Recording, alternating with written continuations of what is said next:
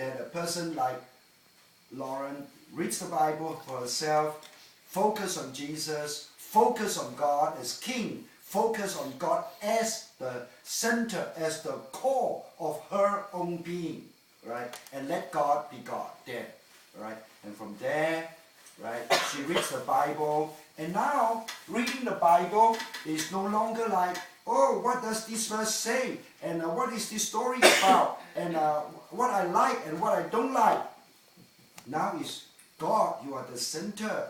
God, you are speaking. God, you are not speaking knowledge. You are not just speaking information. God, you are speaking life. I am reading life. The life of God is flowing and I'm getting excited. And with that, I know I'm not just reading, I'm getting excited. Right? And what do? I cannot sit still and say, close the book, amen. And I go about doing my work. I'll have to run to my partner, my neighbor, my kingdom pair, and say, you know what? I have read the word and this is the life that God showed me. It's so exciting. And so it may be just one verse, it may be just a few words, or maybe just a paragraph, whatever, that the Lord has shown you from there. You speak it into the other person. Now, and that is the kingdom principle of sowing seeds. Seeds in good soil will produce 30, 60, and 100 folds. Amen? Right? Why? Because the DNA in those seeds are alive. Amen? And it will multiply. Amen. And so what happens is when the two persons, right, do this regularly, right, sowing seeds that you have received from God into each other, what do you think would happen? After 3 days, 3 weeks, 3 months, what do you think will happen to the two persons? Life from heaven, amen, begin to sprout and grow without you knowing, amen. It's beyond us. It is life from heaven growing in this messy, whatever life, right? And that is God. That is God. Only God can do that. Amen. And we praise God for the blood of Jesus that prepared this for Him to grow, right? And of course, for some of you who would remember, John chapter 14 and verse 23, right? What does it say? It says, if you love me and obey my word, my teaching, what will happen to you? My Father will love you. Amen. Because you love His Son, the Father will love you. Amen. And then, what happened next? God will come to you. Not you going to God, but God will come to you. Amen. What would He do? Do a pastor's visitation? Hello, goodbye. God is not just visiting us. God doesn't want to just visit us. What would He do? He makes a house. Right. In John 14:23, He says, I will make my home with you. God's home. Where do you think is God's home? David tried to build a temple for God. But God said, David, do you think I need a temple? Do I need a place? It's too small for me. Amen? But God said, look, I have made all these human beings and they are my home. And the place that I want to be in is this home. I want to come home. This is mine. Now, on earth, what do we say about this? On earth, you say, this is my life. This is mine. God, excuse me, this is mine. Right? Stay here. This is mine. God say, if you would just let me come in, because I'm knocking on the door. If you open the door, I will come in and I have a party with you. Amen? And God say, just open the door, let me come in. And when God comes back to his home, what kind of home does he come back to? He comes back to a messy home with all the problems, with all the tears, with all the brokenness inside. But God being God, he comes home. What kind of a housemaker would he be? What would he do? He puts the house back to order. Amen? And who is he? He's the king of the universe. Amen? And what does he make us to be? Where does the king live? The palace. His palace. Amen? He will transform us into his palace. Amen? With all the glory, the beauty, the greatness that a house should be. Amen? For a king. So you are being transformed, amen, by the king's presence. That makes for the very transformation of the core of our life. When that takes place, everything changes. Amen? Right? So, with that sowing of the Word of God, as frequently as we can, we call that C communication. C. And then from C, we go to I. And we have CIC. I stands for having the life from God. God will download supernaturally agape, heavenly love, according to Romans 5:5.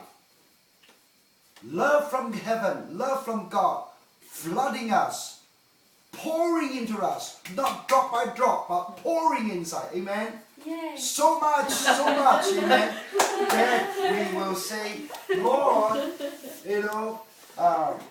what else do I need? What else? You have soaked me with your love. She got a transfusion today. She got a huge download of heavenly love today. Love, right? And so when the love of God flows in, then God will say to us, this love is not just for you. This love is not about you.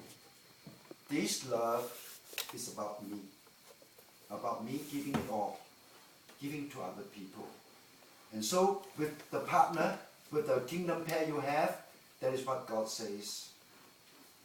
You have received this reservoir of love. Now pour it on the other side. And let me open your eyes to see His physical, spiritual, psychological, emotional, whatever needs. Right? Let me open your eyes to see. And I will speak to you. And the Lord will say, now start accumulating $1 a day, $5 a day, 50 cents a day, or whatever a day. Just accumulate. And it's not your money, it's my money. You put it here, right? And the Lord will say, the time will come, I will say, take this money and go to your partner and say, this is God's money. And He say that this is for you to do something. That is God. That is God's way. Amen? It's not all for myself. It is a lesson of love that gives. Love is giving. Amen? Now, so when we start to do that, the love relationship between the two persons will just grow and multiply.